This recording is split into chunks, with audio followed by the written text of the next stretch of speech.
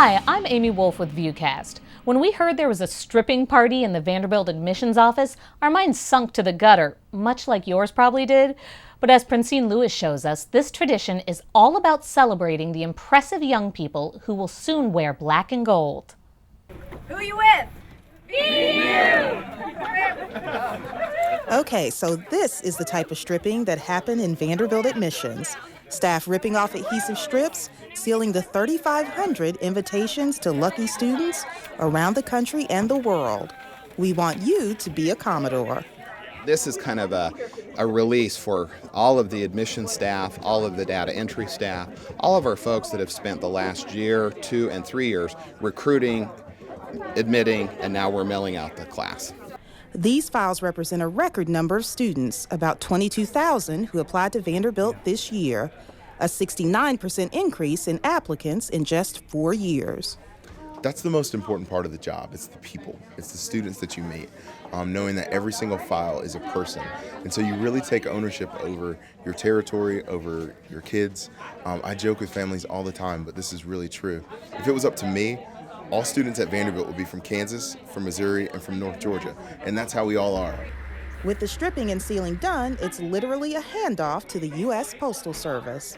And after 20 years of picking up these precious packages of good news, mail carrier Dan Sawyer knows his role in the Vanderbilt admissions process is a big one. It's an honor and a privilege, and I know that they're probably standing by the mailbox, eagerly waiting. Some laughs and a few pictures start the package journey to the class of 2014.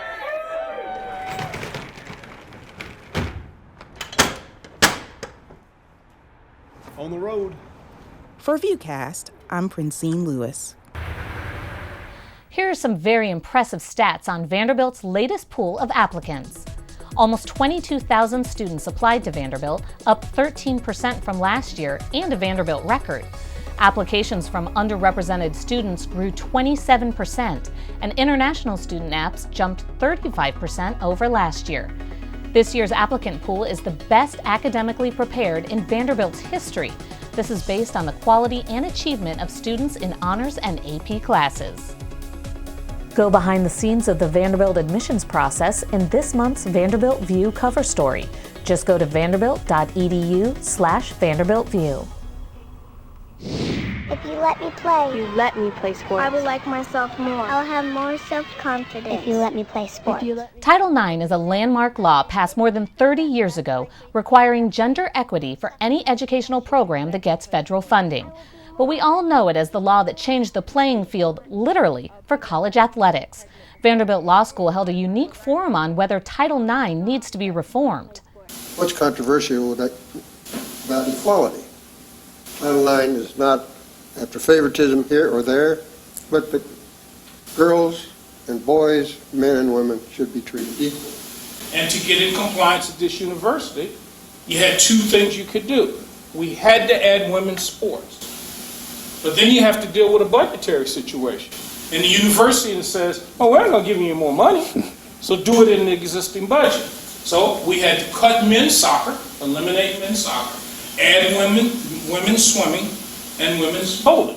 I'm proud to say I'm wearing the national championship ring for our women's bowling team, the only national championship Vanderbilt has ever won.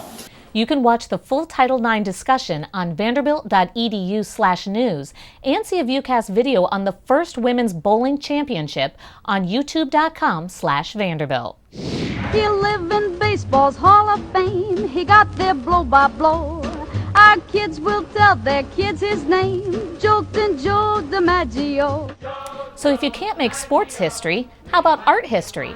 Here's a neat little fact you may not know about the Baseball Glove Lounge in Surratt Student Center.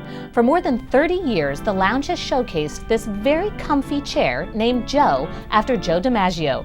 What you may not know, the glove chair once had a prominent spot in the Metropolitan Museum of Modern Art in New York City.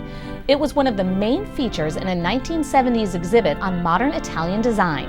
Vanderbilt bought its version of the chair for the 1974 opening of Surratt. For VUCast, I'm Amy Wolf.